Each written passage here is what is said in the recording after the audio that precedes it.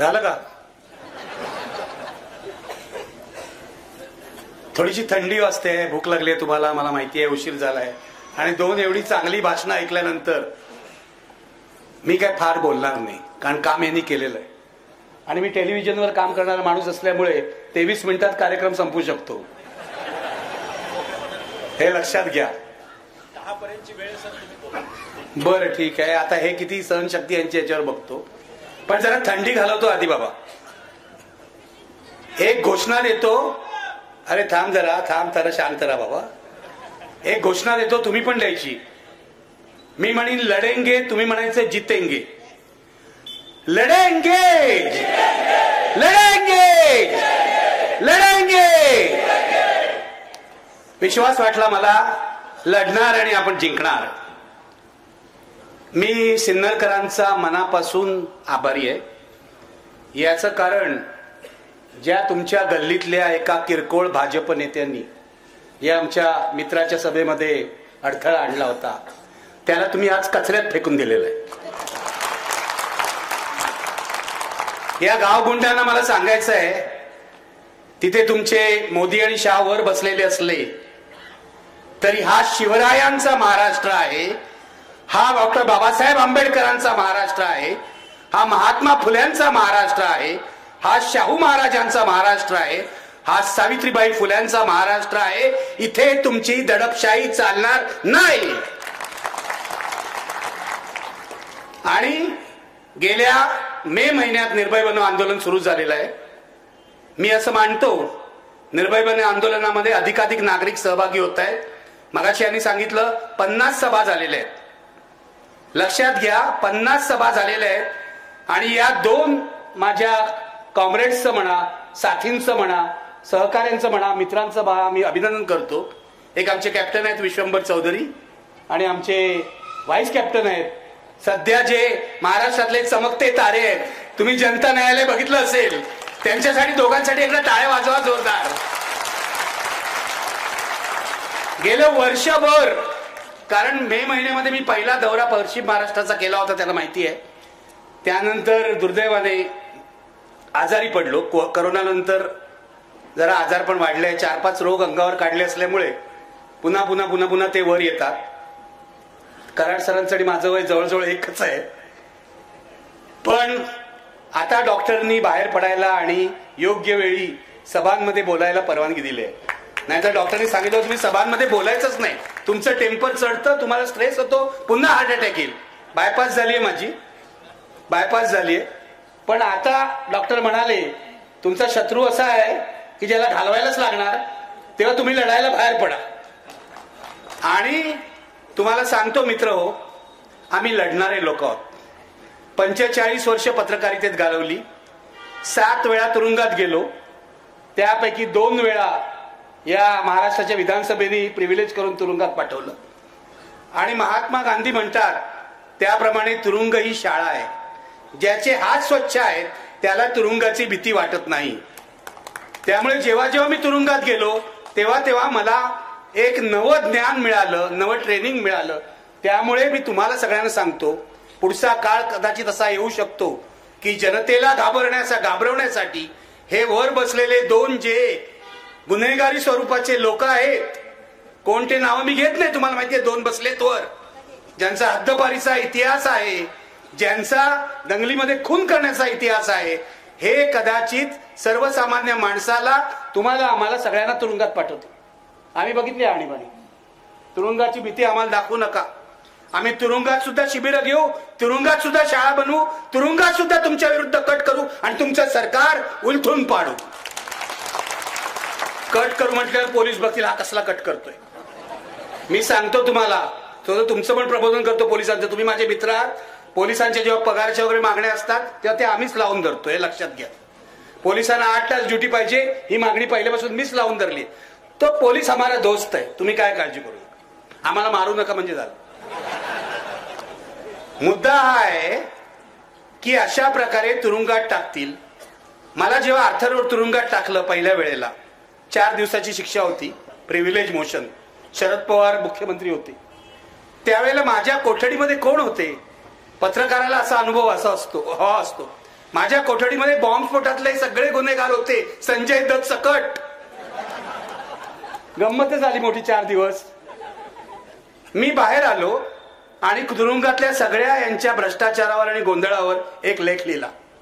ते जेलर होते आपले, फुले आंबेडकरवादी होते, त्यांनाच माझ्यापेक्षा जास्त वाईट वाटायचं.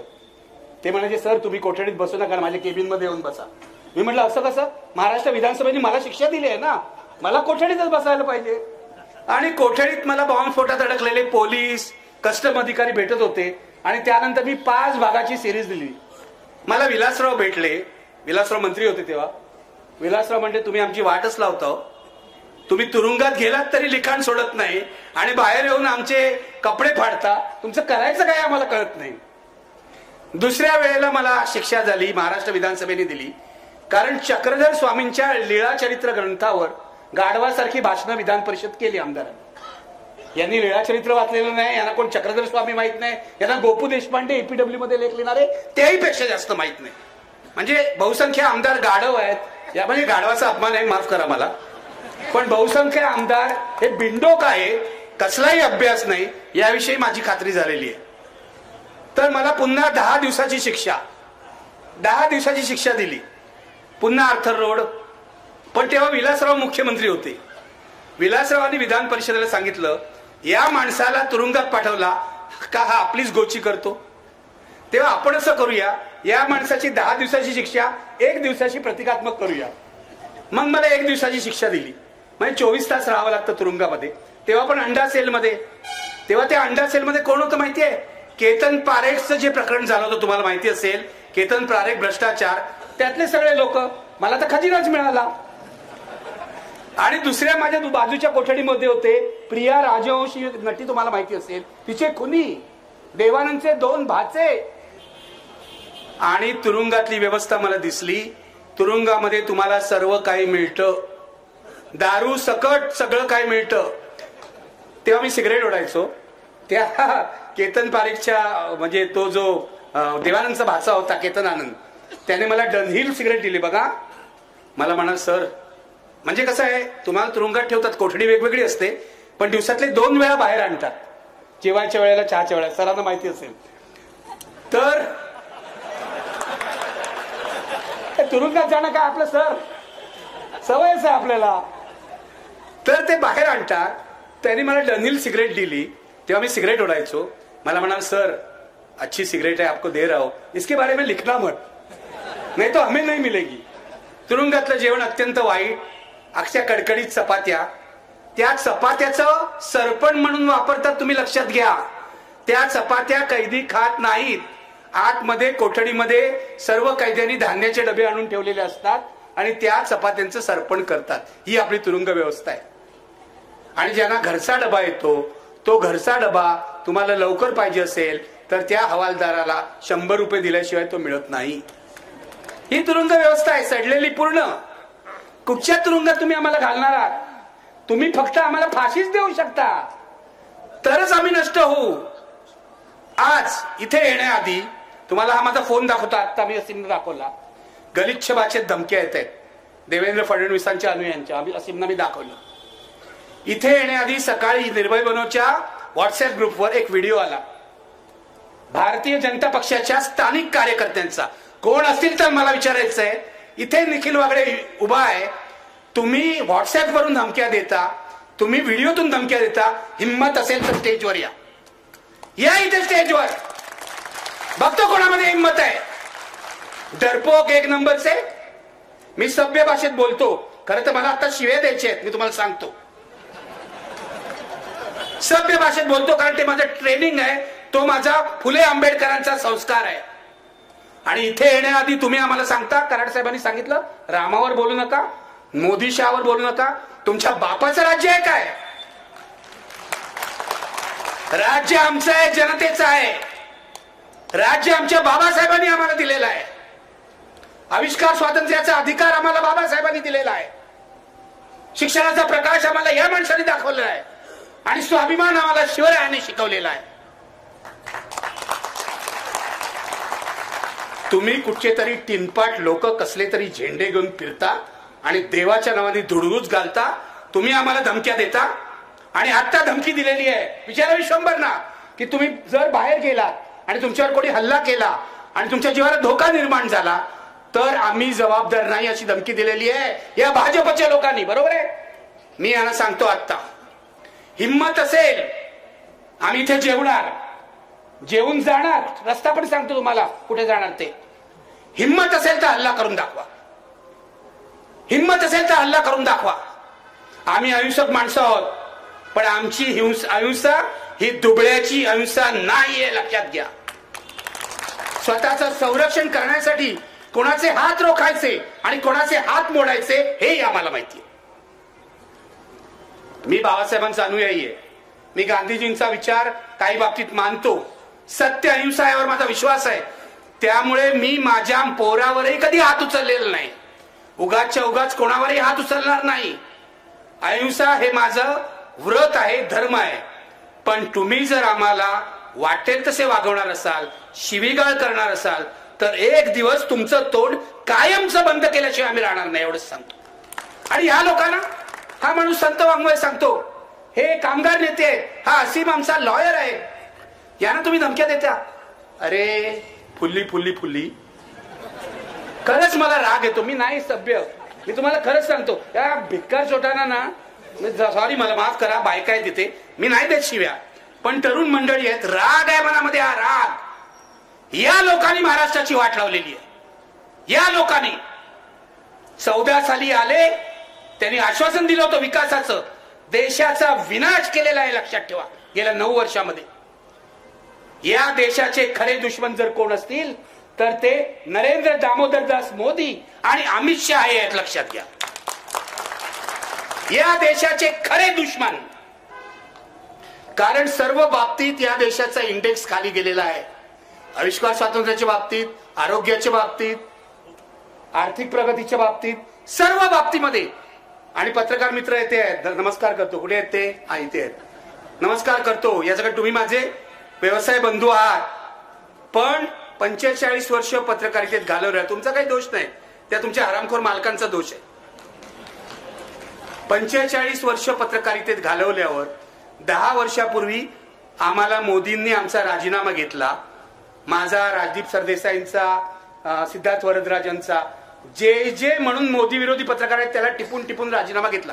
माझं चॅनल, माझं नेटवर्क 18 3,000 कोटीला विकत घेतलं. कोणी? अंबानीनी. तर माझ्याकडे आले अंबानीचे लोक, तुमचा काय विचार आहे? म्हटलं विचार काय असायचा, जे मी करतोय तेच करणार. तुम्हाला काढून टाकायचं असेल तर काढून टाका. चुकीच्या पद्धतीने काढून टाकलं तर मी कोर्टात जाईन, साधी गोष्ट आहे. सकाळी आले, एचआरचा माणूस, नाही सर असं नका करू, आम्ही तुम्हाला 2 वर्षाचा पगार देतो अगाऊ, पण तुम्ही जा इथून. म्हटलं लिहून द्या. संध्याकाळी 5 वाजता माझ्या टेबलवर चेक तयार होता. अंबानीकडून 2 वर्षाचा पगार मी वसूल केला. राजीनामा तर ते घेणारच होते. याच्याकडे अंबानीच्या माणसांनी बोलून मला विचारलं की तुमचा विचार काय? म्हटलं माझा विचार जो संविधानाचा विचार आहे. पत्रकाराला विचार काय असतो? संविधानाची चौकट आहे, तोच विचार असतो. सत्य सांगणं हा माझा विचार आहे. मग कसं होणार? कैसा होगा? कैसा होगा तो आप देखिए. अगर मुझे रखना है तो रखिए, नहीं तो मैं जा रहा हूं घर. आचार्य जावडेकरांचा आदर्श माझ्या समोर आहे. आचार्य जावडेकर नवशक्तीचे संपादक होते. ते सांगायचे संपादकाचा राजीनामा नेहमी संपादकाच्या वरच्या खिशात पाहिजे. माझा असतोच वरच्या खिशात, वरच्या खिशात नसला तर मनात असतो. तुम्ही माझ्यावर अन्याय कराल. IBN लोकमतचा मी संपादक झालो तेव्हा माझी एकमेव अट होती, तुम्ही पगार मला किती द्या. मी पगार सुद्धा विचारला नाही. 100% स्वातंत्र्य पाहिजे. 2014 पर्यंत मला 100% स्वातंत्र्य मिळालं. 100 ना 101% यांना विचारा. दर्डाची पण हिंमत नव्हती माझ्या पुढे येऊन बोलायची. हे मी अनेकदा इंटरव्ह्यू मध्ये सांगितलंय. दर्डा आमचा स्लीपिंग पार्टनर होता. स्लीपिंग पार्टनर म्हणजे कळतंय ना, म्हणजे इन्व्हेस्टिंग पार्टनर होता. इन्व्हेस्टिंग पार्टनर, त्यांनी भांडवल गुंतवलं होतं. पण दर्डा सुद्धा मला सांगू शकत नव्हता, कारण माझ्या पाठीशी राजदीप सरदेसाई उभे होते. आणि त्यांनी मला सांगितलं होतं 9 वाजता जायचं आतमध्ये, तू 9 ते 10 बातम्या, 10 ते 11 आजचा सवाल, 9 ते 11 तुला जे काय तिथे गोंधळ घालायचा तो घाल, बोलायचं ते बोल, 11 वाजता बाहेर आल्यावर बघू काय करायचं. मला कोणीही त्या बाबतीत अडथळा करण्याचा प्रयत्न केला नाही. पण नरेंद्र मोदी राज्यावर आले आणि मला पहिला फोन आला विजय दर्डा यांचा, महाराष्ट्रातले काँग्रेसचे महान खासदार विजय दर्डा, लोकमतचे मालक यांचा. आणि त्यांनी असं सांगितलं की निखिल वागळे, आता आपलं सरकार बदललेलं आहे. आपलं म्हणजे मी म्हटलं सरकार बदललंय पण ते मोदींचं आहे. त्यांना त्याच वेळेला ते आपलं वाटत असावं. आम्ही जावडेकरच्या विरोधात एक बातमी दिली होती. प्रकाश जावडेकर माझा समकालीन आहे, दूरदर्शनवर आम्ही काम करत होतो, बरोबर होता. जावडेकरनी 2 फ्लॅट घेतले लवाडी करून सरकारी कोट्यामध्ये, बरोबर आहे, लक्षात आहे. तर जावडे इतके निर्लज्ज लोक, अरे संपादकाला डायरेक्ट फोन करतात ऑफिसमध्ये, जावडेकरच्या ऑफिसमधून. जरा काहीतरी काँग्रेसवाल्यांसारखी लबाडी तरी करा ना, दुसऱ्याकडून फोन करायचं.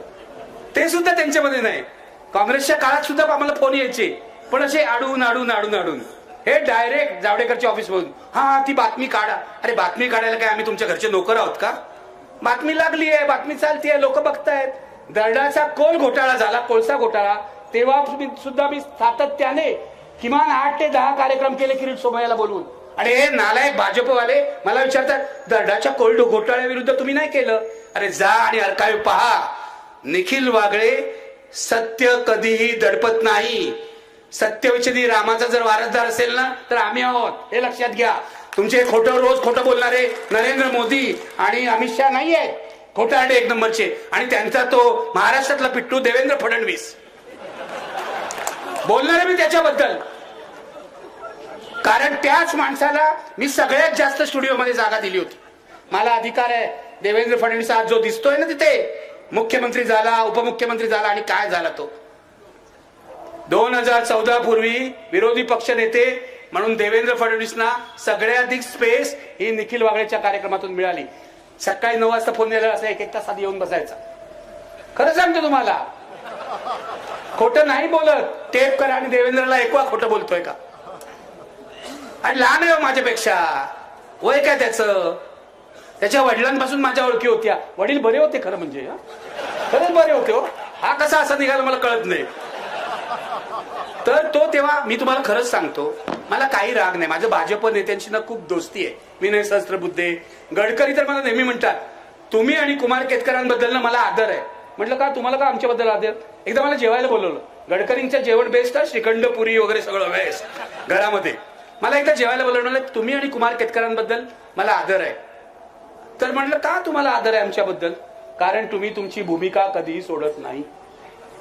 हे माझे एकेकाळी भाजपवाल्यांचे संबंध होते. प्रमोद महाजनशी माझी दोस्ती होती, गोपीनाथ मुंडेंशी माझी दोस्ती होती. आता हे कोण आहेत? हे कोण आहेत? ती माणसं होती, ही म्हणजे माकडापेक्षा वाईट अवस्था आहे. मी तुम्हाला सत्य सांगतो, सत्य सांगतो. पूर्वीच्या काळी भाजपमध्ये माणसं होती, आता आहेत विकृत विषारी प्रवृत्ती. खरंच सांगतो तुम्हाला, माझी आणि सर्व पक्षातल्या लोकांची मैत्री आहे. पत्रकार म्हणून ठेवायच लागते ना. परवा मला एका भाजप नेत्याचा फोन आला राम मंदिर झाल्याच्या दुसऱ्या दिवशी. इनफॅक्ट मीच त्यांना सकाळी फोन केला, तो मिस केला त्यांनी म्हणून फोन केला. माझा जुना मित्र आहे. एकदा प्रमोद महाजननी माझ्यावर डिफेमेशनची केस घातली, तेव्हा त्या केसमध्ये हा ज्युनियर वकील होता. तेव्हापासून तो मला ओळखतो, जुना मित्र आहे माझा. तर मी त्यांना फोन केला, म्हटलं नाव सांगत नाही, माफ करा, मला मित्र आहे आपला, उद्या सुधारेल अशी खात्री आहे मला. मी म्हटलं आता राम मंदिर झालं ना, आता उगाच गोंधळ घालू नका, आता शांत राहा. तुमची इच्छा पूर्ण झाली ना, बहुसंख्य हिंदूंना आनंद झाला ना, मग आता दंगली बिंगली करू नका. ते मीरा रोडला जे चाललंय ते थांबवा, एवढंच सांगायला मी फोन केला. मग गप्पा झाल्या, हे झालं ते झालं, आणि याच्यातला एकही शब्द खोटा नाही. त्यांनी मला सांगितलं, निखिल तुम्ही ना एकदा अमित शहाला भेटलं पाहिजे. मी म्हटलं माझी काय हरकत नाही. मी मनात म्हटलं पत्रकार आहे, कुणालाही भेटू शकतो. दाऊद इब्राहिमला भेटू शकतो, तर अमित शहाला का नाही भेटू शकत? भेटू शकतो ना. पत्रकाराला कुठेही बंदी असता कामा नये. पत्रकारांनी कोणाला भेटावं. अमित शहानं वेगळा माणूस आहे, वेगळा माणूस. आता मला वेगळा माणूस म्हणजे काय मला कळत नाही.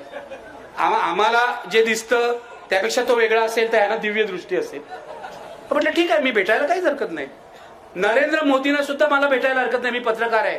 पण नरेंद्र मोदींनी एवढी हिंमत दाखवली पाहिजे की मला मुलाखत द्यायची आणि माझ्या प्रश्नांना उत्तर द्यायचं. माझं जाहीर आव्हान आहे नरेंद्र मोदींना, तुमच्यामध्ये हिंमत असेल तर निखिल वागळेला मुलाखत द्या किंवा रवीश कुमारला मुलाखत द्या.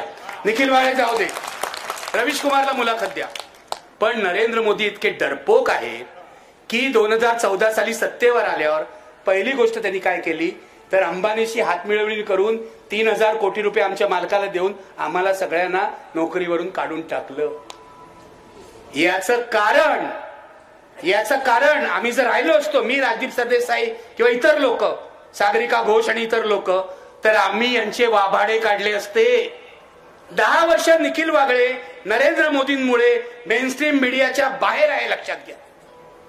10 वर्ष झाली आज, बरोबर 2014 ते त्याआधी 8 वर्ष आम्ही आयबीएन लोकमत कसं चालवलं तुम्हाला माहितीये. कोणाला स्पेअर केलं नाही.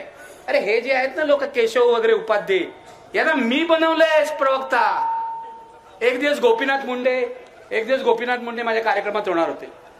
तर आता 9 वाजता गोपीनाथ मुंडेंचा 7 वाजल्यानंतर मोठा प्रॉब्लेम असायचा. तेव्हा ते 9 वाजता येणार की नाही, चुकीचा अर्थ काढू नका, मी सांगतोय. तर ते 9 वाजता येणार की नाही याचं टेन्शन मला. मी आमचा गणेश मोरे होता गेस्ट कोऑर्डिनेटर, त्याला पळवतोय, अरे दे गोपीनाथजी कुठे काय गेले बघ. मी दिल्लीच्या माणसांना पळवतोय, गोपीनाथ कुठे आहेत बघ. तर गोपीनाथ मुंडे 8:30ला येणार नाही जसं कळलं. त्यांचा मेसेज आला मला. त्यांचं माझं खूप चांगलं होतं. त्यांच्या संघर्ष यात्रेमध्ये मी बरोबर गेलो होतो. मला म्हणाले, निखिल आय एम सॉरी, मी येऊ शकत नाही, जरा समजून घे. म्हटलं मला सांगू नका, माझी ओबी खाली उभी आहे वरळीला तुमच्या घराखाली, मला तुमच्या जागी दुसरा प्रवक्ता द्या. म्हणाले आता कोण देऊ तुला, आता कोण ऐनवेळी प्रवक्ता येणार. म्हटलं मी तुम्हाला सुचवतो ना कोण प्रवक्ता होईल. तुमचा सेक्रेटरी आहे केशव उपाध्ये, त्याला उभा करा म्हणा ओबीवर, त्यालाही संधी मिळेल. तुम्ही नाही तर तुमचा सेक्रेटरी. त्या दिवशी केशव उभा राहिला पहिल्यांदा कॅमेरा समोर, आणि या केशव उपाध्येला, हे माझं पाप आहे की मी प्रवक्ता बनवलं. असे किती लोकांना प्रवक्ता बनवलं तुम्हाला सांगू. ते काँग्रेसकडे ते प्रवक्तेच नव्हते. मग मी जनार्दन चांदूरकरांना फोन करून बोलवलं, काँग्रेस नेमेल तेव्हा वेगळे, भाई जगतापना बोलवलं, काँग्रेसने प्रवक्तेच नेमले नव्हते. असा महाराष्ट्रातला टेलिव्हिजन आकाराला आला. ही 2 सोन्यासारखी माणसं मला तिथेच मिळाली. कारण टेलिव्हिजन हा जी माणसं आहेत त्यांच्या कंटेंटवर चालतो, बोलण्यावर चालतो. बोलणारा माणूस जितका चांगला, हे असतील विश्वंभर असीम असेल, किंवा आमचे अजित अभ्यंकर असतील, किंवा आमचे सुरेश माने असतील. घटनेवर सुरेश मानेंसारखं ऑथॉरिटी नाही. असे अनेक लोक मी तुम्हाला नावं घेऊ शकेन, ज्यांना मी गेस्ट म्हणून बोलवलं आणि जे यशस्वी झाले, आणि नंतर इतर चॅनलनी त्यांच्यावर उड्या मारल्या. प्रॉब्लेम असा आहे की ते प्रश्न विचारायला अँकरला पण अक्कल लागते ना. आता बघा, बहुसंख्य चॅनलनी एक आमचा कमलेश सुतार सोडला तर चर्चेचे कार्यक्रमच बंद केले. का केले माहितीये? का केले मी तुम्हाला सांगतो. भारतीय जनता पक्षाने त्यांच्यावर दबाव आणला, आणि हे मी तुम्हाला पुराव्यासकट सांगतो. मी आयबीएन लोकमत सोडल्यानंतर मी असं ठरवलं होतं, काळ काय बरा नाही, आता मी कुठे नोकरी करणार नाही. सुदैवाने माझं वय तेव्हा किती वर्षाचं होतं बघा, 10 वर्ष आधी म्हणजे 55 वर्षाचं होतं. त्यामुळे मी म्हटलं आता आपली 5 वर्ष झाली आहेत निवृत्ती, 5 वर्ष राहिलेत निवृत्तीची, मी नोकरी करणार नाही, मी फ्रीलान्सिंग करेन. मग मी मराठी, महाराष्ट्र वन इथे काम करायला लागलो. TV 9नी मला बोलवला. त्यांचा CEO हैदराबादहून आला, बघा हैदराबादहून आला तो तिकडचा तेलुगू माणूस, आणि मला त्यांनी सांगितलं आम्ही तुला सगळं स्वातंत्र्य देऊ, तू 9चा कार्यक्रम करायचा. 9चा कार्यक्रम करायचा. मी कार्यक्रम सुरू केला. शेतकऱ्यांचं आंदोलन होतं. मी नाशिकच्या मार्केट यार्डमध्ये जाऊन लाईव्ह कार्यक्रम केला, आणि कार्यक्रमाला प्रचंड प्रतिसाद होता. अभिजित कांबळे जे आता बीबीसीचे संपादक आहेत ते माझे प्रोड्युसर होते. आमची जोडी चांगली जमली होती. 3 महिने झाले. 3 महिन्यानंतर तिथे एक भाजपचा माणूस आला. त्याचं नाव आहे उमेश कुमावत. आजही ते TV 9चे. उमेश कुमावत हे भाजपच्या मुखपत्राचे संपादक होते, किंवा जे काय होते ते होते. उमेश कुमावत हा भाजपचा माणूस आहे. तो तिथे आला. तिने मला आल्याला सांगितलं की सर तुमचा कार्यक्रम आहे ना 9 वाजता नाही करायचा, आपण संध्याकाळी 5 वाजता करायचा. म्हणलं मी करणार नाही, तुम्ही माझ्याशी कॉन्ट्रॅक्ट केलाय प्राईम टाइमचं, मी तुमच्यावर केस टाकीन म्हटलं कोर्टात जाऊन. मग ते घाबरले. केस टाकली म्हटलं घाबरतात. मग 1 महिना आणखीन चालवलं त्यांनी, आणि मग 1 महिन्याने मला सांगितलं तुमचा कार्यक्रम आम्ही बंद करत आहोत.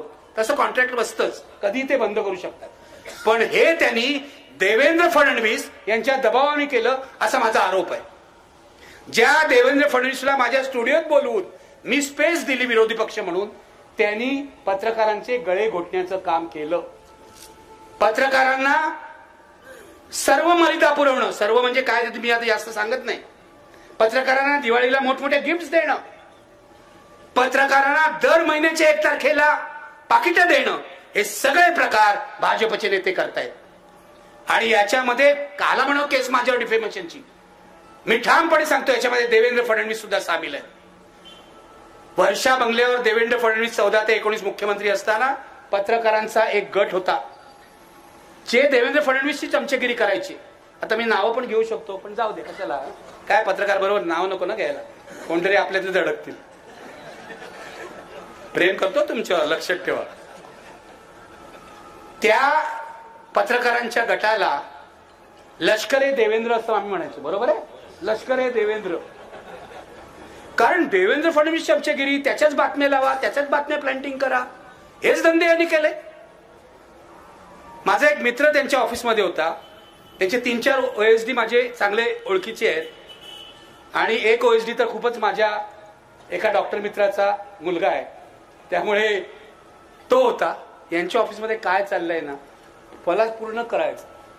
देवेंद्र फडणवीसला मी एवढी स्पेस दिल्यामुळे जेव्हा मुख्यमंत्री झालंय 14 साली तेव्हा त्यांनी पहिली मुलाखत मला दिली. कॅश न्यूज म्हणून इंग्लिश चॅनल होतं वेब पोर्टल त्याला.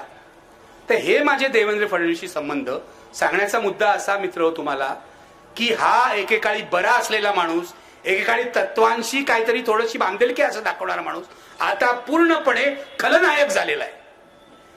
सत्तेचा मास सत्तेची चटक सत्तेसाठी वाटेल ते. देवेंद्र फडणवीस ही अधपतनाची राजकीय अधपतनाची सगळ्यात खालची पायरी आहे लक्षात. मी तुम्हाला आवाहन करतो की या माणसाला महाराष्ट्राच्या राजकारणातून हद्दपार करा. याचं कारण माझा राग नाही त्यांच्यावर. उद्या कुठेतरी जाऊन पापक शालन करेल तर बरं होईल पण इतका घाणेरडा माणूस मी 14 नंतर दुसरा बघितला नाही. अरे तू 14 ते 19 होताच ना मुख्यमंत्री. मंत्र्यांना काय अधिकार आहे. मोदी स्टाईल पूर्ण मोदी स्टाईल त्याचं काम होतं.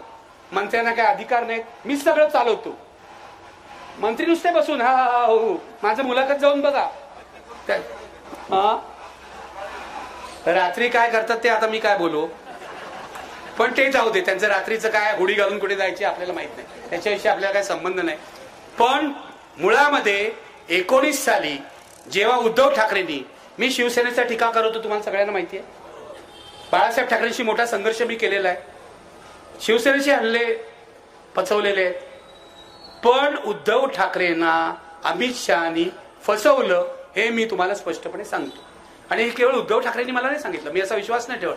मी माझ्या सर्व सोर्सेस कडून कन्फर्म केलेला आहे. उद्धव ठाकरेंना अमित शहानी 50-50 करू म्हणजे 2.5 वर्ष तुम्हाला 2.5 वर्ष मला असं आश्वासन दिलं होतं. आणि अमित शहानी असंही सांगितलं होतं मंत्रिमंडळामध्ये सुद्धा 50-50% प्रतिनिधित्व असेल. हे भाजपवाले खोटारडे जन्मतः खोटारडे कारण यांची मातृसंघटना खोटारडी. 25 सालपासून इतिहास बघा या संघाचा. खोटं बोलण्याचाच इतिहास आहे. दादांत खोटं बोलण्याचा. हे सगळे नथुरामचेच वंशज आहेत तो बाकी काही नाही यांचं. राम वगैरे काही नाही पूर्ण नथुरामचे वंशज आहेत. मी तुम्हाला सांगतो तुमची जर सत्ता आली काँग्रेसवाले कोणी असतील किंवा राष्ट्रवादी किंवा वंचितचं तर मला अभिनंदन करायला पाहिजे. तुम्ही पण आलात महाविकास आघाडीत. मला खूपच आनंद झाला. प्रकाश आंबेडकर आणि त्यांचं कुटुंब हा माझ्या आत्मीयतेचा विषय आहे. मी अनेक वेळा राजगृहावर गेलोय. मला सुजात माहिती आहे मला अंजली ताई माहिती आहेत मला माझे वैयक्तिक संबंध आहेत. पण आता पत्रकार म्हणून टीका तर करावी लागते ना. पण आले महाविकास आघाडीत आणि आज महाराष्ट्रामध्ये महाविकास आघाडी सर्वात कणखर बनलेली आहे लक्षात घ्या. काँग्रेस शरद पवार उद्धव ठाकरे वंचित हे कॉम्बिनेशन अनबिटेबल आहे. अनबिटेबल आहे. आणि कपिल ते आहेत CPI CPM वगैरे बाकी सगळे आमचे कपिल पाटील वगैरे आहेत. कपिल पाटीलनी तर तिथे नितीश कुमार सोडून गेले बीजेपी मध्ये. पण आमचा कपिल पाटील महाविकास बरोबरच राहिलेला आहे. त्याचा स्वतंत्र झेंडा त्यांनी लावलेला आहे. हे सगळे मिळून महाराष्ट्रामध्ये 47% मतं होतात. 47%. आणि भाजप आणि त्यांचे ते भाजप शिंदे आणि अजितदादा मिळून 40%च्या वर जात नाहीत. आणि शिंदेजी तर खालीच जाणार आहे. आज माझ्याकडून लिहून घ्या.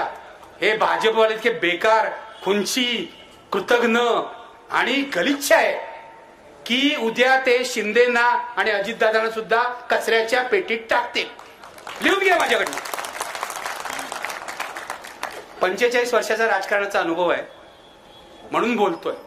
शरद पवारांवर मी खूप टीका केली आहे, पण महाराष्ट्रात शरद पवारांच्या प्रगल्भतेचा दुसरा नेता नाही. मी टीका केली आहे खूप शरद पवारांवर, पण कधीही पवारांना फोन केला, पवार साहेबांना फोन केला तर ते कधीही भेट नाकारत नाहीत. वागळे तुम्ही माझ्यावर असं का लिहिलं हे असं विचारत नाहीत. हा सभ्यपणा आहे, हा सभ्यपणा आहे. उद्धव ठाकरे तर आता सत्ता गेल्यानंतर तर खूपच बदलले. मागे मी त्यांच्यावर टीका केली होती की उद्धव माझी दोघांची दोस्ती आहे, बाळासाहेबांचं माझं वेगळं नातं होतं, उद्धवची दोस्ती राजची दोस्ती, त्यामुळे दोन्ही घरात मी जातो. मला कोणी बंदी नाही करू शकत अशी. तर मुद्दा असा आहे की राजचा स्वभाव दिलदार आहे असं मी म्हटलं होतं आणि उद्धव ठाकरे जरा खचडू आहे असं म्हटलं होतं आणि ते होते. जरा लोकांना भेटायचे नाही, लांब ठेवायचे. पण आता गेल्या 5-6 महिन्यामध्ये म्हणजे महाविकास आघाडीचं सरकार गेल्यापासून उद्धव ठाकरे आमूलाग्र बदललेले आहेत. आमूलाग्र. आता फोनही घेतात. एकदा मी मातोश्रीवर फोन केला तर उद्धव ठाकरे फोनवर आले नाहीत म्हणून मी वैतागलो. आधीच माझं डोकं थोडंसं तापट आहे. तर मी त्या ऑपरेटरला म्हटलं, हो तुम्ही असे फोन न घेतल्यामुळे सत्ता गेली आहे, तर आता तरी फोन घ्या. तर तो ऑपरेटर काय मला म्हणतो माहितीये, साहेब हे फक्त तुम्हीच त्याला सांगू शकाल, तुम्हीच सांगा. पण उद्धव ठाकरे आमूलाग्र बदललेले आहेत. इथे कोणी शिवसैनिक आहेत की नाही मला माहित नाही, पण हा उद्धव ठाकरेंचा नवा जन्म आहे हे लक्षात घ्या. आणि मी उद्धव ठाकरेंचा पूर्ण समर्थन अशासाठी करतो की आज लढाई उद्धव ठाकरे विरुद्ध भाजपशी नाहीये, आज लढाई लोकशाही विरुद्ध हुकुमशाही अशी आहे. आणि माझ्यावर विश्वास ठेवा, माझी सवय जुनी आहे. उद्धव ठाकरे जर चूक केली ना तर हाच पहिला माणूस असेल त्यांच्यावर टीका करणार. पण आज महाराष्ट्रामध्ये मी कधीही आवाहन केलं नाही, आज पहिल्यांदा करतोय. कधीही आजपर्यंतच्या सभांमधून केलं नाही. कोणाला हरवाय सांगितलं, कोणाला जिंकवाय सांगितलं नाही. आज पहिल्यांदा तुमच्या सभेमध्ये करतोय आणि यापुढच्या महाराष्ट्राच्या प्रत्येक सभेत करीन. महाराष्ट्र धर्माला कलंक असलेल्या भारतीय जनता पक्ष आणि त्यांच्या सोबत्यांचा पराभव करा.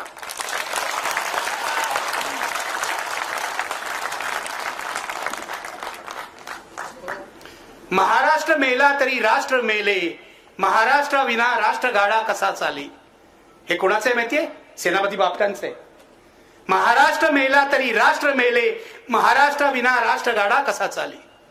मित्रो, ही लढाई मोदी शहा विरुद्ध बाकी सगळे नाही. ही लढाई मोदी शहा आणि त्यांचे फडणवीसांसारखे गुलाम विरुद्ध महाराष्ट्र ही आहे.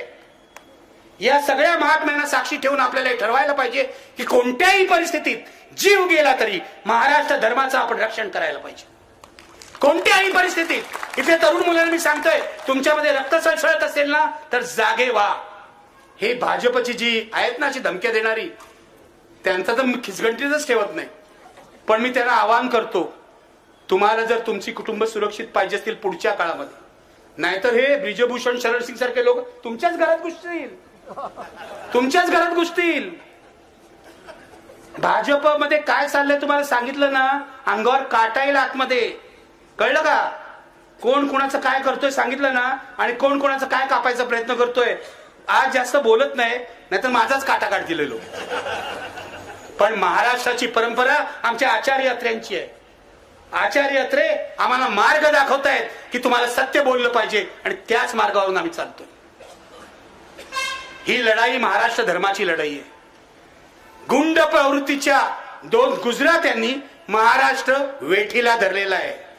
गुजराती मराठी असं बोलायला मला आवडत नाही. याचं कारण मी महाराष्ट्रातले गुजराती सुद्धा महाराष्ट्रीयन आहेत असं मानतो. पण या 2 गुंड प्रवृत्तीच्या गुजरात्यांनी महाराष्ट्र वेठीला धरलेला आहे. मुंबई बर्बाद करायचं षडयंत्र त्यांनी केलेलं आहे.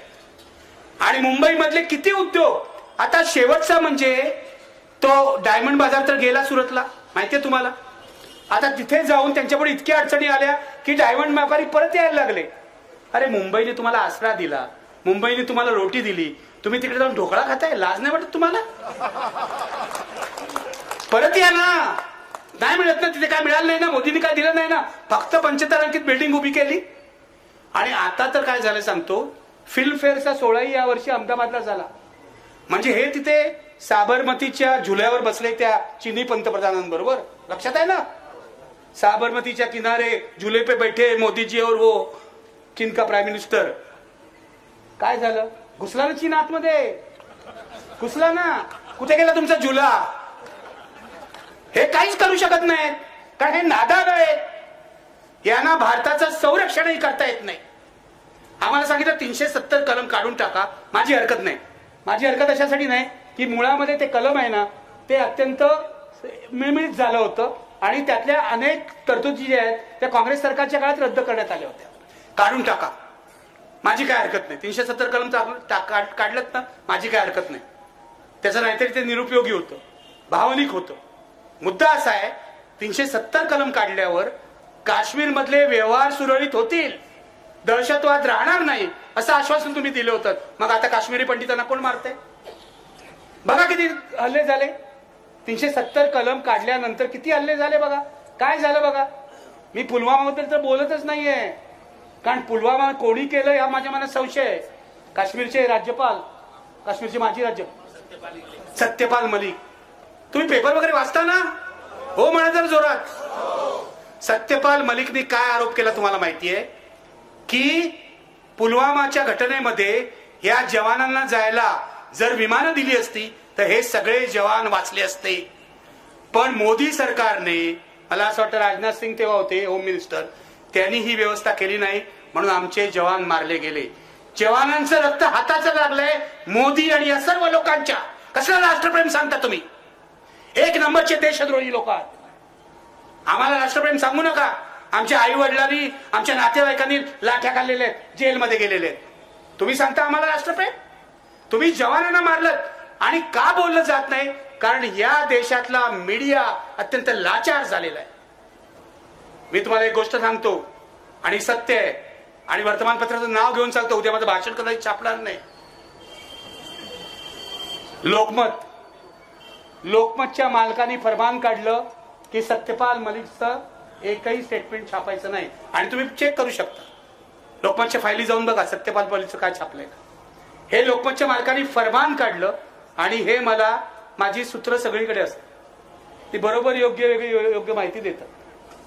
हे जो माणूस 2 टर्म का 3 टर्म काँग्रेसचा खासदार झालाय त्याला लाज नाही वाटत? मला लाज वाटते. लोकमत हा महाराष्ट्रात सगळ्यात मोठा पेपर आहे असं म्हणायला. तिथे ते सकाळवाले कोण आहेत आपले, काय नाव त्याचं, पवार, अभिजित पवार. बोलू ना का थांबू? अभिजित पवार. आता हे अभिजित पवार, पवारांच्या कुटुंबातले अमुक तमुक, हे जाऊन मोदींना भेटतायत. मोदीने हात लावला काय सोनं बिनं होतं की मला कळत नाही. प्रत्येक मालक, आता हे पुढारी नावाचे चॅनल निघाले, हे माझा असा आरोप आहे हे भाजपच्या सांगण्यावरून काढण्यात आलेलं आहे, भाजपच्या दबावाने काढण्यात आलेला आहे. आणि इथल्या प्रत्येक चॅनलला आणि पेपरला, पत्रकारांनो तुमच्यावर बोलत नाही, तुमच्या मालकांवर बोलतोय, तर इथल्या प्रत्येक पेपरला आणि प्रत्येक चॅनलला कोट्यावधी रुपयाच्या जाहिराती दरवर्षाला दिल्या जात आहेत. कोट्यावधी रुपये सारले जात आहेत त्यांच्या तोंडामध्ये. पूर्वी कसं पत्रकार पाकिटं वगैरे घ्यायचे. मी जिल्ह्याच्या ठिकाणी जातो, माफ करा पण खरं बोलायला पाहिजे ना, तेव्हा मला आपले कार्यकर्ते सांगायचे, सर काय झालंय हल्ली 25-30 लोकांना तर पाकिटं द्यावीच लागतात. म्हणजे सातारा जा, कुठे अमरावती जा, प्रत्येक ठिकाणी पत्रकारांना पाकिटं द्या. कार्यकर्ते बरोबर आहे? बघा बरोबर आहे. हे रिपब्लिकन पक्षाचे आहेत. कार्यकर्त्यांना विचारा पत्रकारांना पाकिटं द्यावी लागतात की नाही. हे सत्य आहे. पण मोदीजी हुशार तुमच्यापेक्षा. ते म्हणाले पत्रकारांना कशाला पाकिटं द्यायची, मालकालाच देऊ, डायरेक्ट ऑफिशियली जाहिराती देऊ मालकाला. अशा प्रकारे सगळ्या प्रेसचं दमन करण्यात आलेलं आहे, आवाज बंद करण्यात आलेला आहे. रवीश कुमारचं युट्यूबवर आता सगळे प्रेक्षक युट्यूबवर का वाढले तुम्हाला माहितीये? रवीश कुमारचे सबस्क्रायबर 70 लाख झालेले आहेत. 10 लाख त्याच्या व्हिडिओला हिट्स मिळतात. इतर अजित अंजुम असतील, आणखीन कोण कोण असतील, त्यांच्याही व्हिडिओला हिट्स मिळतात. नशिबाने अजून मी जिवंत आहे, लोकांना माहिती आहे, त्यामुळे माझ्या याला मिळतात. पण सांगायचा मुद्दा की लोक टेलिव्हिजन सोडून युट्यूबकडे का वळले, याचं कारण युट्यूब मधून आपल्याला काहीतरी अजून स्वतंत्र आवाज ऐकू येतोय असं लोकांना वाटतं. पण तुम्हाला आणखीन एक गोष्ट सांगतो जी तुम्हाला माहिती आहे की नाही मला माहित नाही. रवीश कुमारच्या युट्यूब चॅनलवर जाऊन हा व्हिडिओ बघा. थोड्याच दिवसात मोदीजी एक बिल आणतायत, युट्यूब सेन्सॉर करणार आहेत. या इलेक्शन नंतर सोशल मीडिया सेन्सॉर होईल. म्हणजे आमचे आवाज पोचणार आहेत की नाही मला माहित नाही, पण जर लोकशाही मार्ग तुम्ही बंद केलात आमचा आवाज पोचायचा, तर आम्ही भूमिगत मार्गाने प्रयत्न करू. आणीबाणीसाठी लागलं, बिल लागू झालं, अजून हे नाही झालं, इम्प्लिमेंट झालं नाही. पास झालंय, इम्प्लिमेंट झालं नाही. तुम्ही हा जाऊन व्हिडिओ बघा रवीश कुमारच्या याच्यावर. मी तुम्हाला स्पष्ट सांगतो, जर तुम्ही आमचे आवाज लोकशाही मार्गाने बोलण्याचा आवाज बंद केला तर आम्ही भूमिगतरित्या काही करू. जसं उषा मेहतानी भूमिगत रेडिओ चालवला रेडिओ, भूमिगत रेडिओ स्वातंत्र्य आंदोलनामध्ये. आमच्याकडे खूप उपाय आहे. आणीबाणीमध्ये सुद्धा आम्ही अशा प्रकारची मॅगझिन्स आणि पॅम्पलेट काढलेली आहेत जी लोकांमध्ये डिस्ट्रीब्यूट करत होतो. आम्ही लहान होतो तेव्हा कॉलेजमध्ये होतो, रुईया कॉलेजमध्ये. एकदा पोस्टर लावत होतो आम्ही, दुर्गाबाईंनी पद्मश्री सोडली, पु ल वि स खांडेकर तुम्ही कधी सोडणार, एवढं साधी पोस्ट. कारण दुर्गाबाईंनी पद्मश्री सोडली होती आणीबाणीमध्ये, पु ल आणि यांनी सोडली नव्हती. तर आमच्या पाठी तिकडे टिळक ब्रिजच्या खाली पोलीस लागले. हे पोरांनो काय करतायत म्हटलं, पोस्टर लावतोय. हटा म्हणून. आणि इतके मागे लागले की आम्हाला पळूनच जावं लागलं. पण आणीबाणीमध्ये आम्ही तरुण पोरं असताना काम केलेलं आहे, तेव्हा आम्हाला माहिती आहे आणीबाणी काय असते. आणीबाणीमध्ये आमच्या ओळखींचे वडील आया तुरुंगात होत्या, पण इंदिरा गांधींची आणीबाणी अधिकृत आणीबाणी होती. आणि मी तुम्हाला सांगतो अनुभवाने, मोदींची आणीबाणी ही अघोषित आणीबाणी आहे. मोदी कधीही अधिकृतरित्या आणीबाणी आणणार नाही. माझं असं म्हणणं आहे, इंदिरा गांधींची आणीबाणी इंदिरा गांधीने आणली, त्यांनी मागे घेतली, चूक झाली आहे त्यांनी मान्य केलं, त्यांनी देशाची माफी मागितली. माझी अशी इच्छा आहे, इंदिरा गांधींच्या आणीबाणीपेक्षा मोदींची ही अघोषित आणीबाणी भयंकर आहे. याचं कारण इथे माणसांचे जीव घेतले जात आहेत, हे लक्षात घ्या. कायद्याच्या चौकटीत बसून माणसांचे जीव घेतले जात आहेत. जशी इंदिरा गांधींनी माफी मागितली ना, तशी एक दिवस या मोदी शहाला मागावी लागेल अशी माझी अपेक्षा आहे, इच्छा आहे. विश्वंभर म्हणतील, तुम्ही जर मगाशी म्हणालात की हे हरणार आहे, तुमच्या तोंडात साखर पडो किंवा 5 किलो गुळ पडो, जे काय पडो, पण या देशावरचं सगळ्यात मोठं संकट हे संकट आहे. तुम्ही लक्षात घ्या, आपण 14 साली अनेकांनी मतं दिली असतील. तपासून बघा काय केलंय यांनी. फसवेगिरी केलेली आहे प्रत्येक क्षेत्रामध्ये. कुठे आहेत तुमचे 15 लाख रुपये आहेत, मिळाले का तुम्हाला कोणाला? मी वाट बघते, माझ्या अकाउंटमध्ये येतील, अकाउंट येतच नाहीत. प्रत्येक बाबतीत फसवणूक केले. एक नंबरचा खोटारडा माणूस, एक नंबरचा खोटारडा. आणि उद्घाटन करायला सगळीकडे ते आमच्या तिकडे सेतू, अटल सेतू झाला. अटल सेतू, अटल बिहारी वाजपेयींच्या नावाने, पण तिथे अटल कुठेच नाही, तिथे मोदीच. अटल बिहारी वाजपेयींचा फोटो सुद्धा लावला नाही या माणसाने. किती आत्मकेंद्री माणूस आहे. मगाशी तुम्ही सांगितलं, आज या अडवाणींना भारतरत्न वगैरे त्यांनी दिलं, पण राम मंदिराच्या उद्घाटनाला त्यांना बोलावलं नाही. पापक्षालन करतात भारतरत्न देऊन. ज्यांनी देशामध्ये दंगली घडवल्या त्या अडवाणींना भारतरत्न देत आहे. काय बोलायचं आपण. पण आता अशी वेळ आली आहे की मोदीपेक्षा अडवाणी बरे म्हणण्याची वेळ आली. एक राक्षस आला तर त्याच्यापेक्षा मोठा महाराक्षस, मग तो पूर्वीचा राक्षस बरा होता असं म्हणायची वेळ येते. प्रॉब्लेम आहे सगळा आपल्या देशाचा. तर या राक्षसांचा पराभव करा. हे रामाचं नाव घेतात आणि अधर्माचं काम करतात, यांचा पराभव करा. मी तुम्हाला सांगतो, मी गप्प बसणार नाही विधानसभा निवडणुकीपर्यंत.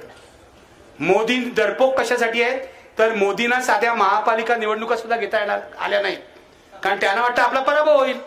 आता महापालिका निवडणुका विधानसभेनंतर होतील, कारण त्यांना सतत वाटतं शिंदे येऊन उपयोग नाही. शिंदे 5% आणले शिंदेनी, शिंदेला खोके भरपूर दिले, पण 5%च मतं आणतायत. अजितदादाचे 4%च आहेत. 5 नि 4 9 आणि यांची स्वतःची 27. किती झाली बघा. याच्या पलीकडे काय जात नाही. मुद्दा असा आहे की या लोकांनी, माझा राग यांच्यावर अशासाठी आहे, मोदी शहानी महाराष्ट्राची वाट लावली. मी कायम म्हणतो, बुद्धिवंतांचा महाराष्ट्र एकेकाळी होता, हा बदमाशांचा महाराष्ट्र झालेला आहे पूर्वीच. पण हा बदमाशांचा महाराष्ट्र यांनी आता विकायला काढलेला आहे. लक्षात घ्या, विकायला काढलेला आहे. अरे पोलीस स्टेशन मध्ये जाऊन यांचा तो गणपत गायकवाड, तुम्हाला माहिती आहे गणपत हे बसले तिकडे कोखरकर, गणपत गायकवाड कल्याणचा केबल ऑपरेटर, तो आमदार झाला, गेल्या वेळेला पण आमदार होता. पोलीस स्टेशन मध्ये जाऊन 6 गोळ्या मारतो. आणि कोणाला मारलं मगाशी सांगितलं नाही. कोणाला मारलं माहितीये का? शिंदे गटाच्या अध्यक्षाला मारलं त्याने. हे असेच अंतर्गत मंडळी होऊन मरणार आहेत. आम्हाला मारायचं विसरा, आधी स्वतःच बघा. स्वतःच्या सत्तेतल्या पार्टनरला यांनी 6 गोळ्या मारल्या. काय चाललंय महाराष्ट्रामध्ये? आणि फडणवीस काय भजन करतात का तिकडे? आपल्या पक्षाचा आमदार पोलीस स्टेशन मध्ये गोळ्या मारतो आपल्या मित्र पक्षाच्या अध्यक्षाला, आणि फडणवीस काय करतायत? का व्हिडिओ बघतायत गाण्यांचे?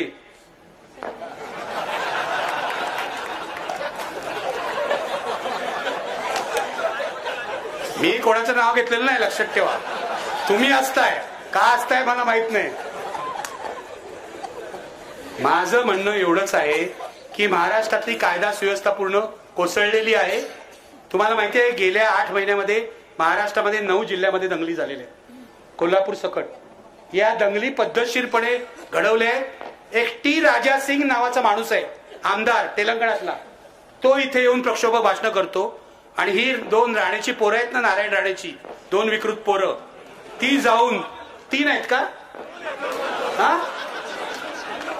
हा टिल्लू पिल्लू मी असे बोलत नाही. तो सगळा अधिकार मी संजय राऊतांना दिलेला आहे. मी असं बोलत नाही कोणाच्या उंचीवरून वगैरे, मला असं आवडत नाही. पण ती जी विकृत पोरं आहेत ज्यांनी मला पण खूप त्रास दिलेला आहे, खूप बेदम मारहाण केली होती त्यांनी मला मालवणला, आणि एकदा माझ्यावर केसही घातली. पण हा नितेश राणे एकदाच कोर्टात आला फोटो काढायला, त्यानंतर 2 वर्ष कोर्टातच आला नाही. जजने विचारलं तक्रारदार कोर्टात नाही, मी ही केस डिसमिस करतो. डिसमिस केली केवरती. अशी माणसं आहे तो. म्हणजे एक वेळ नारायण राणे बरे म्हणायची पाळी होईल, कितीही वेळी मुलं आहेत. म्हणजे गेलंय कामातून ते सगळं. नारायण राणेंना मी अनेक कार्यक्रमात बघितलेलं आहे. त्यांना मी प्रश्न विचारतो, ते अभ्यास करून येतात. खूप अभ्यास करून येतात. मी परवाच्या माझ्या मुलाखतीत सांगितलं, खूप अभ्यास करून येतात. त्यांनी इंग्रजीचा शिक्षक नेमला, गणिताचा शिक्षक नेमला, अर्थसंकल्पाचा शिक्षक नेमला, भूगोलाचा शिक्षक नेमला. आता काय, मला अजिबात हसू नका. हरियाणा गँगचा जो मेंबर असतो त्याला शिक्षणाची गरजच असते ना, असते की नाही? आणि तो सुधारला तर माझा त्याला पाठिंबा आहे. असं काय करता? एक जर हरियाणा गँगचा मेंबर सुधारत असेल तर आपल्याला प्रॉब्लेम काय आहे? उलट मी कौतुक करतो, नारायण राणे अभ्यास करून येतात. पण माझ्या असं लक्षात आलं नाही, कोंबडी चोर वगैरे ते बाळासाहेबांनीच म्हणावं आपल्याला. बरोबर आहे, कोंबडी चोर त्यांना बाळासाहेब म्हणायचे, मी काय म्हणत नाही बाबा, मोठा माणूस आहे, मंत्री आहे, काय करत. माझा मुद्दा एवढाच आहे की अशा प्रकारचे राजकारणी इथे निर्माण झालेले आहेत. नारायण राणे, मग दुसरं ते राम कदम आहे ना, राम कदम, त्याच्या नावातच राम आहे. प्रॉब्लेम आहे सगळा. यांचं नाव राम कोणी ठेवलं हेच मला कळत नाही. त्याच्यानंतर तो एक किरीट सोमय्या, ज्याचा व्हिडिओ तुम्ही पाहिला असेल. आमच्या कमलेश सुतारनी त्यांचे कपडे उतरवून ठेवले. पोलीस चौकशी अजून करायला तयार नाहीत, लबाड आहेत. पोलीस, जी महिला पोलीस अधिकारी त्यांची चौकशी करते, त्यांनी कमलेश सुतारला एवढा त्रास दिलेला आहे ना. हे जर सगळं बाहेर आलं तर यांचे इतके वाबाड. आणि मी तर बोलणारच आहे, तुम्ही कसलेही खटले करा, फाशी द्या, मी बोलणारच आहे. परवाची गोष्ट तुम्हाला सांगतो, सत्य तुम्हाला सांगतो. हे पेपरवाले छापत नाही तर एकदम डरपोक पैसे घेऊन करप्ट झालेले लोक आहेत. अपवाद असतील, बहुसंख्य पेपरवाले. मी तर तुम्हाला सांगेन, सत्ताधाऱ्यांची चमचेगिरी करणारे पेपर वाचू नका, सत्ताधाऱ्यांची चमचेगिरी करणारी चॅनल बघू नका. खूप युट्यूबवर अवेलेबल आहे. विश्वंभर चौधरींची भाषण ऐका, असीम सरोदेंचं भाषण ऐका. तुम्ही जे सत्य बोलतात ना, यांचं ऐकायची सवय ठेवा. मीडिया सत्य बोलत नाही. मी तुम्हाला आता एक गोष्ट सांगतो, ती मीडियात कोणी छापून आली का मला सांगा. ब्रिजेश सिंग नावाचे अधिकारी आहेत. ब्रिजेश सिंग सीएमओ मध्ये, सीएमओ म्हणजे चीफ मिनिस्टर्स ऑफिस, मुख्यमंत्र्यांच्या कार्यालयामध्ये. ते पूर्वी DGIPR ला होते. बरोबर आहे. ब्रिजेश सिंग बदमाश माणूस आहे, IPS अधिकारी आहे, पण बदमाश माणूस आहे. देवेंद्र फडणवीसचा एकदम जवळचा आहे. 14 ते 19 त्यांनी खूप त्रास दिला होता पत्रकारांना. आता परवा त्यांनी काय सांगतो केलं. मराठा रिझर्वेशन आंदोलन सगळ्यांना माहिती आहे. जरांगे पाटलांचं उपोषण सगळ्यांना माहिती आहे. जरांगे पाटलांनी आपला जीव पणाला लावला हेही आपल्याला माहिती आहे. गरीब मराठ्याला रिझर्वेशन मिळालं पाहिजे ही आपली भूमिका आहे. ही आपली भूमिका आहे. ओबीसींना पण हक्काचं रिझर्वेशन मिळालं पाहिजे ही आपली भूमिका आहे. मराठा आणि ओबीसीमध्ये संघर्ष होऊ नये असे प्रयत्न आमच्यासारखे लोक करतायत, कारण दोघांच्या हक्काचं मिळालं पाहिजे. या माणसाने असं केलं, ब्रिजेश सिंगनी. त्याने एक व्हॉट्सअप ग्रुप बनवला. व्हॉट्सअप ग्रुपमध्ये चॅनलच्या संपादकांना घेतलं. कोण कोण नावं सांगतो तुम्हाला. ती एबीपी माझाची जी संपादिका आहे, काय नाव सरिता कौशिक, तिला तर धड मराठी सुद्धा येत नाही तरी तिला संपादक केलं, तर सोडून दे. त्याच्यानंतर निलेश खरे, त्याच्यानंतर उमेश कुमावत वगैरे वगैरे, अशी त्यांची नावं महत्वाची नाहीये. हा माणूस हे करत होता की जरांगे पाटलांच्या आंदोलनाला प्रसिद्धी देऊ नका असं या संपादकांना सांगत होतं. पूर्ण जरांगे पाटलांचं आंदोलन ब्लॅकआउट करण्याचा याचा प्रयत्न चालला होता. पण मला या संपादकांचं पण कौतुक करायचंय. एक खोटा FIR यांनी करवला सरिता कौशिकच्या नावाने. हा खोटा FIR माझ्या नावाने करू नका असं सरिता कौशिकने त्याला सांगितलं. मुख्यमंत्र्यांच्या कार्यालयातला अधिकारी काय उपद्व्याप करतोय बघा मीडिया बरोबर. पत्रकारांनी एक्सपोज करून टाकलं पाहिजे यांना. छापा, कोणी असतील पत्रकार तर उद्या छापून टाका, बघतो मी काय करायचं. कारण हे व्हॉट्सअप लीक झाले आणि लोकांना कुठे लीक करायचं बरोबर माहिती असतं. त्यामुळे एक लीक माझ्याकडे आला. कोणाकडे काय पाठवल्यावर कोण बडबडल्यावर लोकांना माहितीये. मी बोंबलणारा माणूस आहे. मला जर सत्य कळलं तर ते माझ्या पोटात राहत नाही, ते मी बोंबलतो. माझ्या घरचे पण लोक म्हणतात की तुम्हाला काय सगळं खरं बोलायची गरजच आहे का, हळूहळू बोला ना. पण हळूहळू सत्य कसं बोलायचं. सत्य हा सूर्यप्रकाश आहे, तो सूर्यप्रकाश अंगावरच येतो, तो हळूहळू येत नाही, तो लख सूर्यप्रकाश येतो. हे लक्षात घ्या. आम्हाला बाबासाहेबांनी जर शिकवलं असेल तर हे शिकवलं आहे, लक्षात घ्या. बाबासाहेबांनी जी पत्रकारिता केली, मग ती मूकनायक असेल, प्रबुद्ध भारत असेल, काही असेल, त्या पत्रकारितेच्या पावलावर पाऊल टाकून आमची पत्रकारिता पुढे चाललेली आहे. बाबासाहेब आंबेडकर ते आचार्य अत्रे अशी पत्रकारिता आहे. मध्ये प्रबोधनकर ठाकरे सुद्धा आहेत, प्रबोधनचे संपादक जे होते. मग मला सांगा सत्य कसं दडवायचं. मला सांगा, तुम्ही वकील सत्य दडवत असाल कदाचित, तू नाही पण कोर्टामध्ये, पण हे सत्यवचनी वकील आहेत. पण मुद्दा असा आहे की मला सत्य का दडवता येत नाही तुम्हाला सांगतो. कारण सत्य बोलणं सगळ्यात सोपं असतं, काहीच लपवावं लागत नाही. आता फडणवीस असा आहे तर असा आहे, खलनायकता आहे. मागे फडणवीस बरा होता, मी बरा बोलत होतो, काही लपवावं लागत नाही. या ब्रिजेश सिंगनी स्पष्टीकरण द्यावं की आपण असं केलं की नाही. आणि जरांगे पाटलांना माझं आव्हान आहे की हे यांनी केलेलं सिद्ध झालं तर काय करायचं ते त्याचं करा. तिकडे काय चाललंय या महाराष्ट्रामध्ये विचार करा मित्रांनो. या महाराष्ट्राची बर्बादी केली आहे. हा संतांचा महाराष्ट्र होता, हा बुद्धिवंतांचा महाराष्ट्र होता, हा विचारवंतांचा महाराष्ट्र होता. गांधीजी म्हणायचे की महाराष्ट्र हे कार्यकर्त्यांचं मोहोळ आहे. यांनी कार्यकर्त्याला खोके देऊन काय केलं त्याचं. प्रत्येक कार्यकर्त्याला कोण ते 40 टोणगे आहेत. टोणगेच म्हणतो मी त्यांना, टोणगे. बाळासाहेब ठाकरेंनी यांना पदराखाली घेतलं नसतं ना, त्यांना कसलीच नोकरी मिळाली नसती. हे 40 टोणगे आहेत. लाज नाही वाटत त्याला शिंदे बाजू सगळ्यांना. शिंदेचा उत्कर्ष उद्धव ठाकरेंच्या काळात झालेला आहे. माझे आनंद दिघेंचे चांगले संबंध होते. आनंद दिघे असताना शिंदेचं हे काय होतं मला माहितीये, ज्युनियर कार्यकर्ते होते. आनंद दिघे वारले, अचानक ऍक्सिडेंट झाला वगैरे. आता त्याच्या खोलात मला जायला सांगू नका. पण आनंद दिघे गेले आणि शिंदेचा उत्कर्ष झाला. शिंदेच्या उत्कर्षाला एकच माणूस जबाबदार आहे, त्यांचं नाव आहे उद्धव ठाकरे. उद्धव ठाकरेंनीच त्यांना सगळं दिलेलं आहे. आणि हा माणूस अतिरेकी महत्वाकांक्षेच्या ला बळी पडतो. हा बरोबर आहे, उद्धव ठाकरेंचं एक चुकलं की एका चुकीच्या वेळी त्यांनी त्यांचा अपमान केला. उद्धव ठाकरे अत्यंत चिंताजनक परिस्थितीत आजारी होते कोविडच्या काळात. तुम्हाला माहिती 21 साली असा त्यांना पक्षाघात झालेला होता. त्यांना स्पायनल कॉर्डचा विकार होता की त्यांना सही करता येत नव्हती. एक अत्यंत खतरनाक ऑपरेशन त्यांच्यावर हरकिशनदास हॉस्पिटलमध्ये करण्यात आलं.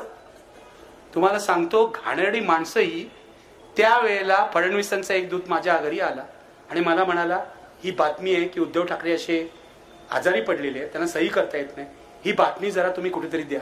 बघा किती घाणेरडी माणसं. महाराष्ट्राची संस्कृती आहे, एक माणूस आजारी पडलाय असं नाही लिहित आपण त्याच्याबद्दल, असं नाही लिहित आपण त्याच्याबद्दल. पण फडणवीसांचा दूत येतो आणि मी फडणवीसांचा दूत म्हणतोय, मी इथे नाव घेणार नाही, मला सगळे पुरावे आहेत. माझ्या घरी तो 3 तास बसला होता, कारण माझा परिचित आहे. फडणवीसाच्या कार्यालयात सुद्धा माझी माणसं आहेत, फडणवीसला माहिती आहे बरोबर कोण कोण आहे. तर उद्धव ठाकरे अशा प्रकारे अतिशय गंभीररित्या आजारी असताना तुम्ही त्यांचा काटा काढायचा प्रयत्न करता. त्याच वेळेला शिंदेंचाही सुरू झालेला आहे, नंतर नाही झालेलं आहे. त्याच वेळेला शिंदेंचा हा कट सुरू झालेला आहे आणि मग शिंदेंना लालूच मिळाली. आयुष्यात कधी शिंदे मुख्यमंत्री झाले नसते. ठाण्यापलीकडे काय नाही त्यांचं. ठाणे जिल्ह्याचे नेते आहेत, चांगले आहेत, संघटक चांगले आहेत, मनानी बरे आहेत, लोकांना पैसे बिशे वाटत असतात, चांगले. हा म्हणजे मदत म्हणून हो. पण मुद्दा असा आहे की हे कधी आयुष्यात मुख्यमंत्री झाले नसते, दगाबाजी केली म्हणून मुख्यमंत्री झाले आणि उद्धव ठाकरेंनी त्यांच्यावर आंधळा विश्वास टाकला. ही उद्धव ठाकरेंची चूक आहे म्हणून हे 40 तोंडगे त्यांच्या बरोबर गेले. दुसरं काही नाही. उद्धव ठाकरेंना दगा दिला. महाराष्ट्रात असं दगाबाजीचं राजकारण फार वेळा घडलेलं नाही आणि इतक्या मोठ्या प्रमाणात घडलेलं नाही. कोट्यवधी रुपयांची खोकी यांना मिळालेली आहे. कोण आहे ते? काय आहे? भारत कोण? तो गोगावले, संजय शिरसाट, कोण आहे ते? हा, यांना नगरसेवक पण कोण करणार नाही. तो अब्दुल सत्तार एक, तो एक भयंकर माणूस आहे. हा पण दादा भुसे त्यातल्या बरे असतील ना, का नाही? ते पण वाईट होते. वाईट असतील, मला माहित नाही त्यांच्यावर. पण अब्दुल सत्तार, हा अब्दुल सत्तार काँग्रेसमध्ये होता तेव्हा त्याला वाढदिवस साजरा करण्याची हौस आहे. तेव्हा हेलिकॉप्टर आणून वाढदिवस साजरा केला होता. आम्ही 3 दिवस IBN लोकमतवर बातमी लावली होती. आता पण त्यांनी असेच उपद्व्याप केले ना, काहीतरी माईकवर जाऊन काय दम देतोय आणि त्या हिचा नाच ठेवला. कोणती? काय? कोण? गौतमी पाटील. त्या बिचारीचा काही दोष नाही, आपण तिला टार्गेट करू नये. ती एक कलाकार आहे, ती त्याचं करते, जिथे सुपारी मिळते तिथे जाते. पण हा तिथे स्टेजवर चढून लोकांना दम देतोय. कसली संस्कृती आहे तुमची? ही महाराष्ट्राची संस्कृती आहे? हे शिवाजी महाराजांनी तुम्हाला शिकवलं? मग मी तुम्हाला सांगतो, माझ्या हातात जर महाराष्ट्राचं पोलीस खातं दिलं ना, देणार नाही कोण, कारण पोलीस खात्याच्या महासंचालकपदी लक्ष्मी शुक्ला बसलेले आहे. या स्वतःच भ्रष्ट आहेत असं माझं मत आहे. गाला म्हणा डिफेमेशन, आपण बघून घेऊ. हे वकील आहे तू माझा. मुद्दा असा आहे की पोलीस खातं जर माझ्या हातात दिलं ना, तर यांच्यापैकी अर्धे आमदार मी जेलमध्ये टाकेन. अर्धे आमदार जेलमध्ये टाकेन. इतके ते भ्रष्ट, बदमाश. आणि तुम्ही त्यात मतं कसली देताय? मला तुम्हाला विचारायचं आहे, कोण आहे इकडचा आमदार? कोण आहे? कुठची पार्टी? आता अजितदादांबरोबर गेले. पाडा त्यांना, पाडा. निवडून आले तेव्हा कुठे होते? आता ईडीच्या भीतीने जर अजितदादांबरोबर गेले असतील तर पाडा. भारतीय जनता पक्ष, शिंदे आणि अजितदादांचा एकही माणूस निवडून देऊ नका. मी तुम्हाला थेट आवाहन करतोय, महाराष्ट्र जर तुम्हाला वाचवायचा असेल तर यांना आधी खड्ड्यात गाडावं लागेल, हे लक्षात घ्या. कारण महाराष्ट्राच्या मातीशी बेईमानी केली आहे. मी थेट सांगतोय, महाविकास आघाडी मजबूत आहे. महाविकास आघाडीचा उमेदवार जरी बरा नसला तरी यावेळेला त्याला मत द्या. त्याला कसा सुधारायचा आपण बघू. पण यावेळेला पर्याय फक्त महाविकास आघाडी. आणि मी नागरिक म्हणून सांगतोय, नागरिक म्हणून हे तुम्हाला सांगतोय, कारण जर तुम्ही भाजपला मत दिलं तर महाराष्ट्राची शक्ल होतील. मुंबई महाराष्ट्रापासून तोडली जाईल, हे लक्षात घ्या. तुम्हाला जर हे चालणार असेल तर तुम्ही जरूर करा. मला काय फरक नाही पडत. माझं वय 65 वर्ष आहे, माझं सगळं झालेलं आहे. आता जगण्यापुरते पैसे आहेत. तुम्हाला जर खड्ड्यात घालायचं असेल महाराष्ट्रात तर घाला. पण मला स्वस्त बसवत नाही. मी बाहेर पडलोय याचं कारण मला माझा महाराष्ट्र, शिवरायांचा महाराष्ट्र, बाबासाहेबांचा महाराष्ट्र, महात्मा फुलेंचा महाराष्ट्र, शाहू महाराजांचा महाराष्ट्र, संतांचा महाराष्ट्र जगला पाहिजे, वाचला पाहिजे, वाढला पाहिजे असं वाटतं. आणि ते तरुण माणसं जी बसली आहेत, मला फेसबुकवर दिसतं भगतसिंगच्या जन्मदिवशी आणि भगतसिंगच्या पुण्यतिथीला भगतसिंग भगतसिंग भगतसिंग टाकतात. मग हा भगतसिंग जर तुम्हाला तरुणांना आठवत असेल तर मुळामध्ये भगतसिंग हा साम्यवादी होता, कम्युनिस्ट होता. त्यांनी जी जीवाची बाजी लावली तशी लोकशाही वाचवण्यासाठी जीवाची बाजी लोकशाही पद्धतीने, अहिंसक पद्धतीने लावायला तयार राहा. भगतसिंगचा हिंसेला विरोध होता. त्यांनी जी हिंसा केली ती अपवादात्मक हिंसा होती, हे लक्षात घ्या. आपल्याला कोणत्याही प्रकारची हिंसा करायची नाही, शांततेने सगळं करायचंय. पण महाराष्ट्राच्या मुळावर उठलेल्या या 2 गुंडांचा आणि त्यांच्या गुलामांचा पराभव करायचा आहे. एवढं कळकळीचं आवाहन करतो. तुम्ही ऐकून घेतलं त्याबद्दल धन्यवाद. जरा खोलात जाऊन राजकारण बघा. Thank you very much. एकदा फक्त निर्भय बनवची घोषणा देऊया. बसा बसा जरा, एवढ्या लवकर नाही होणार. 1 मिनिट बसा. सर्वांना विनंती आहे की राष्ट्रगीत आपल्याला घ्यायचं आहे. कोणीही जागा सोडू नका. मी निर्भय बनू म्हणेन, तुम्ही निर्भय बनू म्हणा. खाली बसा थोडा वेळ. इतका वेळ आपण थांबला, सगळ्यांना व्यवस्थित ऐकलं. अहो तुम्ही राष्ट्रप्रेमी आहात, राष्ट्रगीताला थांबा. मी निर्भय बनू म्हणेन, तुम्ही निर्भय बनू म्हणा माझ्या नंतर. निर्भय बनो, निर्भय बनो.